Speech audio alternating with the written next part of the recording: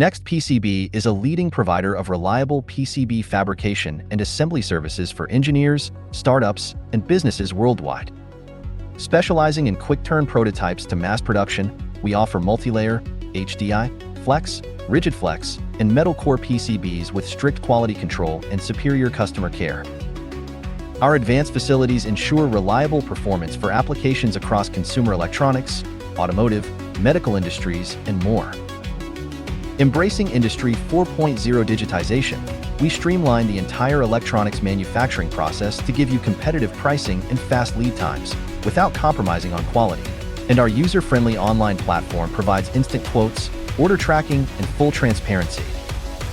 In addition to PCB fabrication, NextPCB offers comprehensive PCB assembly services including global parts procurement, testing, certification, and box builds.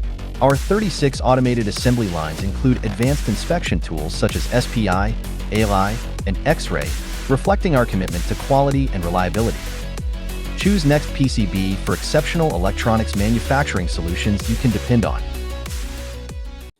From the LabRats Engineering and Electronic Tutorials YouTube channel, click on the More page, that brings up our mission statement for our purpose here at LabRats. Gives you several links. One link is to our webpage where you can buy cool stuff, visit the Geek Shop, get t-shirts, hats, coffee cups. You can donate to our coffee fund through PayPal. Any amount will be greatly appreciated. Jamico is where we bought the power supply. You can click on that and go there, and we will here in a second. And you can click on the NextPCB, our sponsors page.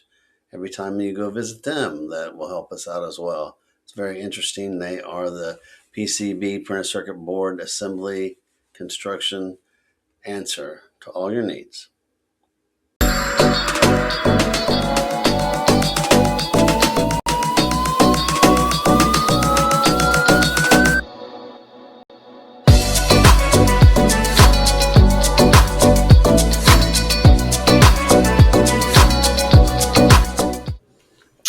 Greetings. Welcome to the lab for video 114, lecture 114, where we're going to build a bandpass filter. Now the title said low pass RC filter, but we're just going to go ahead and build the bandpass filter and look at each section. Now I had to change the input impedance on the circuit, which was called a device under test, DUT, because the output impedance of the generator is 50 ohms and the input impedance of the scope is 50 ohms. So I changed our calculations from 100 ohms R1, R2 to 50 ohms R1, R2. Well, that changes your capacitance. So let's calculate what our new capacitance is. So we go over and open up our PTC Math CAD.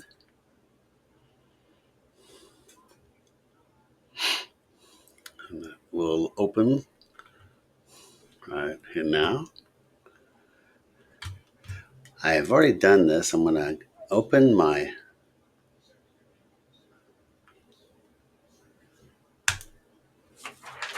calculations, and here you can see I have R1 equals 50 ohms and R2 equals 50 ohms. Again, the low pass filter frequency cutoff is 20 kHz. That's 20 to 0. High pass frequency cutoff is 20 Hertz. That's 20 to infinity. Now our C1 capacitor is, bring this over 1. It's 50. Bring this over to the left 1, making this a microfarad. Instead of to the -7, we move it to the -6. Makes this 0.16, rounding up, microfarad. The same with C2. C2 is to the -4th. So that would be 4 places this way. Let's make it to the -6, make it a microfarad as well. So we bring this decimal point to this way. That'd be -5. One more would make it -6, and that would be 159.2 microfarads. We're just going to make it 160 microfarads. And there you go. So, in our calculations is these right here. C1 equals 0.16 microfarads and C2 equals 160 microfarads. So let's put this in QUCS and see how well it works. So we're going to bring that down, open QUCS, do a simulation. Okay, opening up our QUCS. We'll begin this section of the lab.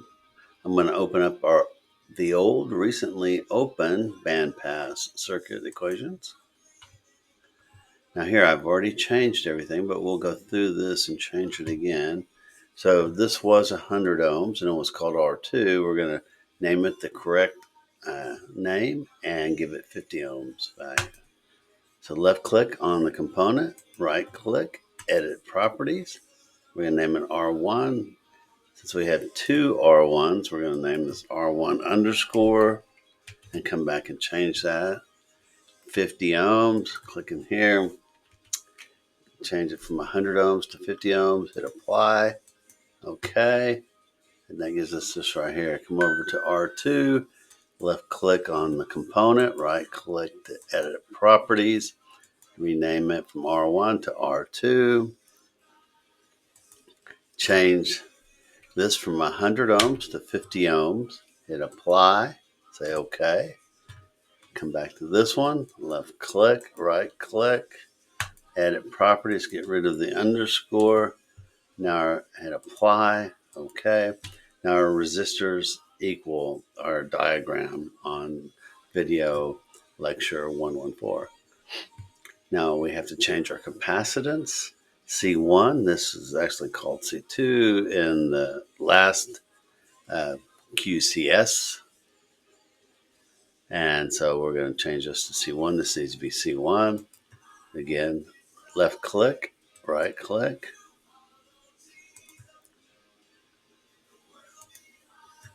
Left click, right click, edit properties, C1, and it's 0.16 microfarads. All right, we set that there. Then we'll go to C2, left click, right click, edit properties, name it C2, and this is 160 microfarads. Apply, say OK, or hit OK. Come up to the gear, no errors. Come back to the equation, and there's our equation. We have a 6 dB drop because our have a maximum power transfer, which is 6 that causes the pole and voltage to be 6 dBs. Our FC is at 3 dBs, and so that should be around 9. So this is let's see, 10, 20, but we have that at 7. So there's a little discrepancy there, but you can see our bandpass filter, and here's the 20 kHz. So anyway, there you have it. We have our bandpass filter. We have our phase, V out phase with relationship to the input. Now let's go to the lab.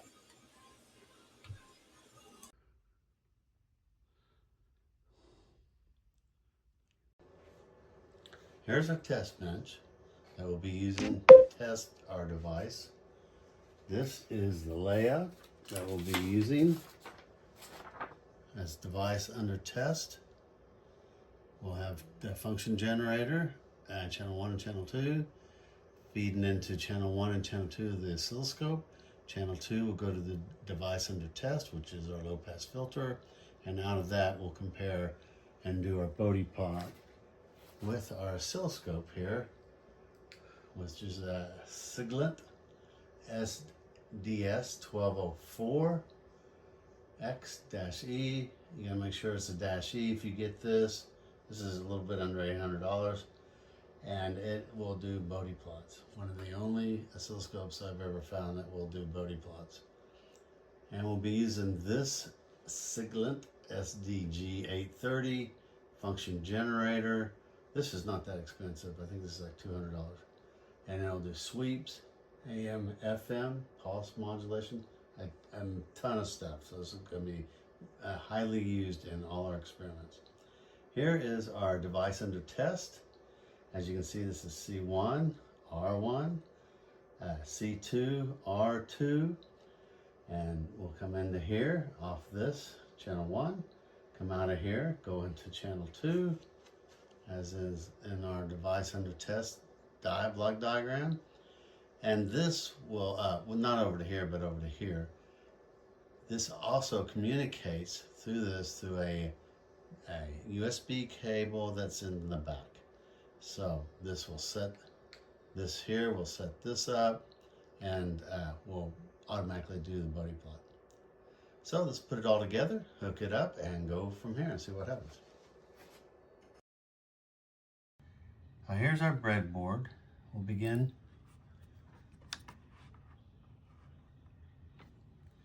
by showing you what the components are. We needed a 0.16 microfarad capacitor. That was easy, I actually had that. But then the 160 microfarad capacitor I didn't have. I had to create it. And I did it by putting capacitors in parallel. When you put capacitors in parallel, it's like adding them together. So this is 160 microfarads. This is 0.16 microfarad. Here's your output load, 50 ohms, input load, 50 ohms. So now we're going to hook it up and do our experiment. Okay, here is our test bench. We'll be testing our circuit, our low pass, high pass, band pass filter. We'll be doing the low pass portion first with an FC of 20 kHz. We should get a 3 dB point at that frequency. That is this right here. We're set up just as we have right here in our block diagram, which I hope you can see. We have our sweep generator, which is this right here. It's going to sweep from 10 Hertz to 30 kHz. We have our oscilloscope right here, which will be drawing our Bode plot. As you can see, we have semi-log graph. That's the great thing about this Siglent oscilloscope, that it has the ability to do Bode plots. It also does mass of different communication, serial communications. So we have channel 1 right here going into channel 1 of the scope, channel 2 going into feeding the device under test, which is our filter, bandpass filter, and the output of the bandpass filter feeding into channel 2. Now on the diagram right here we have channel 1 and channel 2 of the generator, but since they're in phase, I'm just going to use a B and C T connector and feed that into our testing unit. We have 2 feed-through 50 ohm loads. We have changed, remember we changed this from 100 ohms to 50 ohms so that we can impedance match the function generator, which its output impedance is 50 ohms. Then the input impedance of the oscilloscope is 50 ohms because I've set it that way. And we'll begin from here.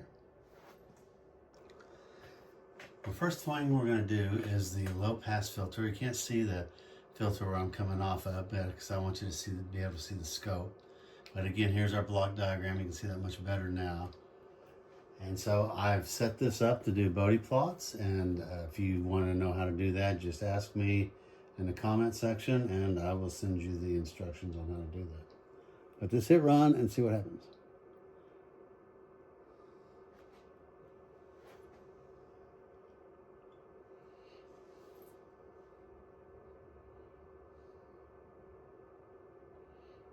It is a little time consuming, but it's not that bad.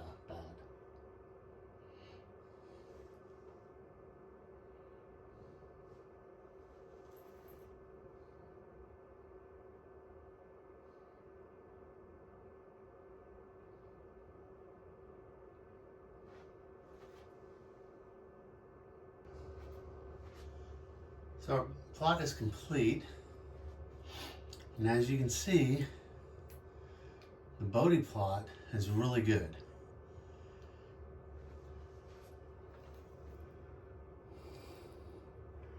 So that's approximately at 20 kHz right here. That's 5.65. This is 3 right here, so it's almost 3 dB. So we're getting a nice sharp turn, a nice sharp pole there to reduce the output, and that's exactly what we want. So now let's just do the high pass filter where the FC is at 20 Hertz and passes everything from 20 Hertz up to 20 kHz. Got the circuit hooked up just to do the high pass portion of the circuit. We'll hit the run sweep.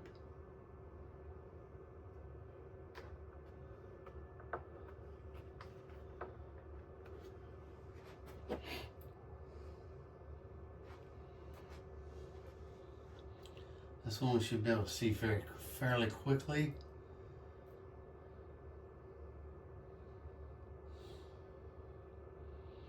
Going into 30 Hertz now. You can see the 20 Hertz is our big drop. That's our first pole.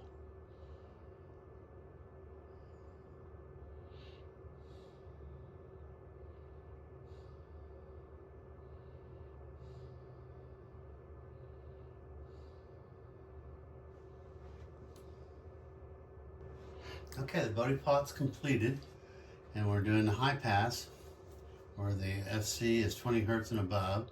So as you can see, 20 Hertz is this line right here. This is 10, 20. It's a little over 8, probably about 9. We're at 6. 6 plus 3 is 9. That's exactly where we want to be. So that's exactly what we thought. We got our phase shift because it's the Iceman, Eli Iceman. Voltage leads in inductor, that leads current, and in ice is current leads voltage in a capacitor. That's exactly what we wanted. So let's combine the two now and make our bandpass filter. We're currently going to do the bandpass filter. We have the output of the low pass filter, which is a FC of 20 kHz. So it goes everything from 0 Hertz to 20 kHz, and that's our 3 dB pole. Feeding into the high pass filter, which has an FC or 3 dB point pole at 20 Hertz, and it goes from 20 Hertz to infinity. So that's feeding into that. So let's plot the pole. I will start it up.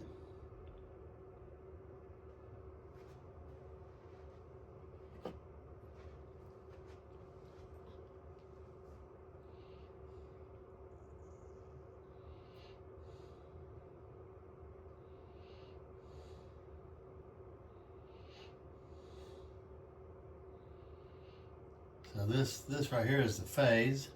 Here's the voltage out, that's your dB.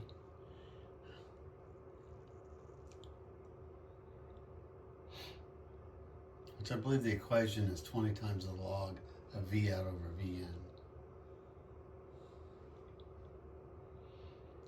So you can see your this right here, that line right there on the semi-log graph, that's 20 Hertz. And it flattens out at 9.3 dB, and at 12, just a little above 12 dB, which is a 3 dB drop, is your 20 Hertz, your FC for the 20. So that's working out perfectly. So the sweep is just about through. Now this right here, we didn't get exactly what we wanted to see. Now the low pass filter worked perfectly. It had the 3 dB point at 20 kHz, exactly where we thought it should be. But when we add the two circuits together, they affect each other, and it's causing a drop on the higher frequencies a little bit higher, like 30 or 35 kilohertz. So that's why you would use a second order filter or a third order filter to bring that down. And so this is just a first order filter. It has a low Q. The Q is the quality of how well the filter works. But there you have it. And what affects it is the intrinsic properties of the capacitors and the resistors and the wires hooking up. They can all be represented by lump components, a resistor, capacitor, and inductor. So that would be something you would go into when you're doing Smith charts. So I hope you enjoyed it. That'll be it for this lab. If you want instructions on how to set this up, exactly how to set it up, text me or comment, and I will give me your email, and I will text you the instructions. Okay, I hope you enjoyed it. Bye. Don't forget to select subscribe and hit the like button if you enjoyed this video.